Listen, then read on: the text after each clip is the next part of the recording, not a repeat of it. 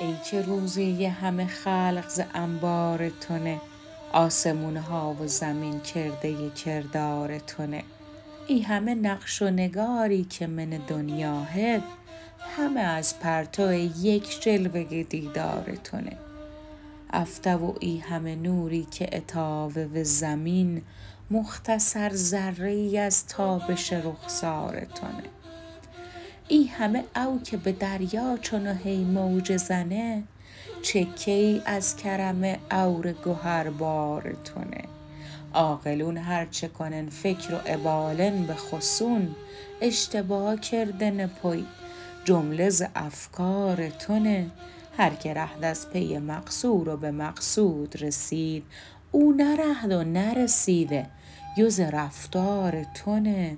هر حکیمی که دوا داد و مریض خوه بید، او دواها همه از قیتی عطار تونه.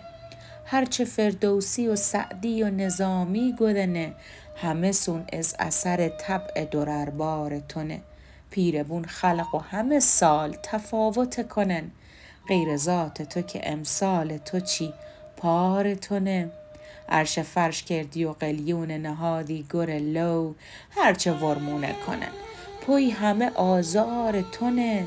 گدیه کردم مختار تونه ورخو و بد، نی کنم زت مو قبول یو سر و یو دار تونه. هرچه مو فکر کنم پوی همه برعکس بوین، کی به یکسون زنه پوی یوز دربار تونه. هر شر و شور به دنیا من مخلوق تبو، ازنیم یا اکشیم پوی همه سون کار تونه. خانه چنگیز که دنیان سر از ته رفتی، هرچه بد کرد به مردم همه وادار تونه. شاه تیمور که مشهور به خین ریزی بید، کمترین بنده ای از مردم تاتار تونه. یه نفر کی اترستی همه آدم بکشه، هو نکشت دست تو بید قدرت قهار تونه. وندی جنگ اروپا و تپستی ته عرش، هرچه مردن من جنگ خین همه بار تونه. نیگهم که ز عرب ها به عجم ها چه رسی، همه دونن که چه بید چون که هو شاکار تونه.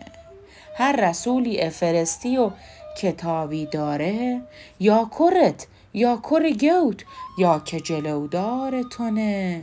آدم گول زنی و اکنیس ورمن باغ، انهی ترد به ریش است که یو دیوار تونه.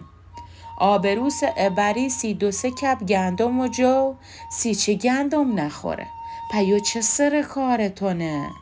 هو که شیطونه و ای گول به آدم زیده، گوش و نفتس بکنی خود دوز بازار تونه. باغت رفت به یه شو و گرود از چنگت، میل خود بید که بره ارنه گرفتار تونه. گدی روز قیامت زلور خم و حساب، تو چه دادیست هو چه داره چه بده کار تونه. کره یارون اتومبیل سواری دادی، منکر بیدنته لور که طرفدار تونه. حق تو داری بکنی هرچه به دنیا بخوهی، چون همه بید و نبید زنده ز پندار تونه. هر بنایی که بسازن همه ویرون بوهن، غیر پاینده فقط گنبد دوار تونه. افسری فخر بس سی تو که بعد از مرگت، اسم لر تا به ابد زنده ز اشعار تونه.